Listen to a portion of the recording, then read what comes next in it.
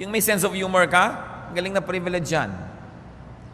Kung ang napangasawa ninyo ay mahirap pa sa daga, pero may sense of humor, ang totoo mayaman kayo nun.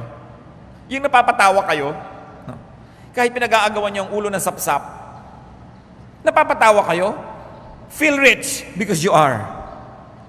Laughter celebrates happiness. Laughter can balance sadness, and laughter can anesthetize from pain. At ito po ay sinusuportahan na ng maraming mga pag-aaral na scientifico na yung pagtawa, yung sense of humor, nakakapagpagaling ng sakit.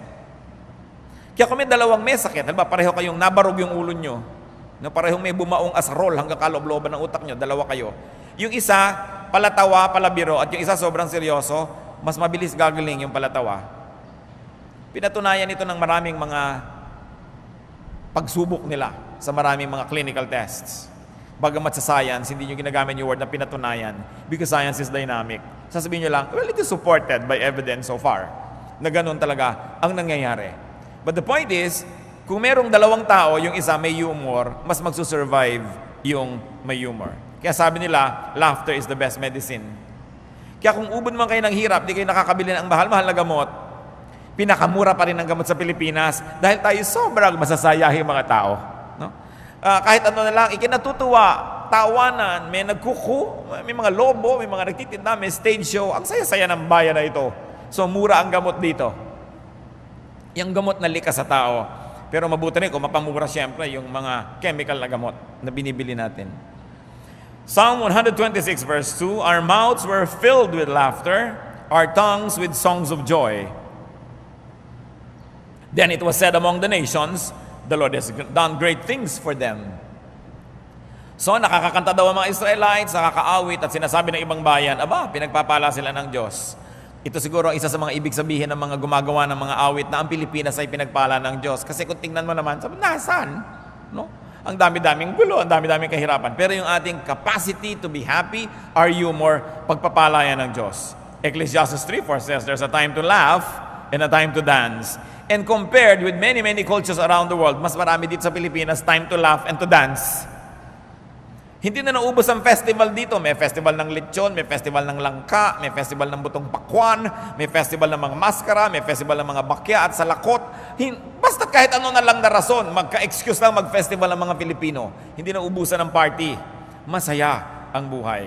Imagine a humorless life and imagine a humorless personality. Job 9:27, I will forget my complaint. I will change my expression and smile.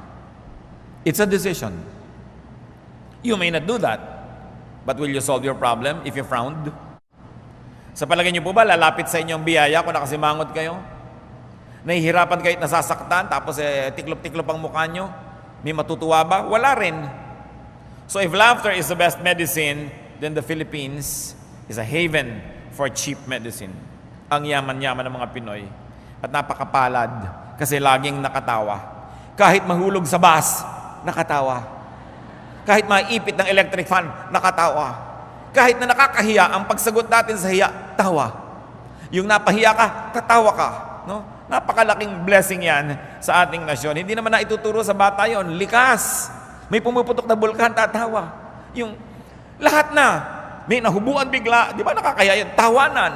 It's always the tendency. Try not laughing at all. So nakikita nyo, simple joys, shallow pleasures, yan ay blessing. Genesis 21 verse 6, Sarah said, God has brought me laughter, and everyone who hears about this will laugh with me. No? Pag natatawa, pag nakakatawa, pasalamat, dahil yan ay libreng gamot. Napakarami nating dapat ipagpasalamat. Kung minsan nilalait mo pa yung mababaw ang kaligayahan. Mabuti nga mababaw, madaling hukayin. Madaling sumaya sapagkat ang happiness naman isa sa mga goals of life. Kung masaya na siya kahit hindi siya nakapasa sa board, bakit mo siya aagawan ng kanyang kaligayahan? Sa natutuwa siya.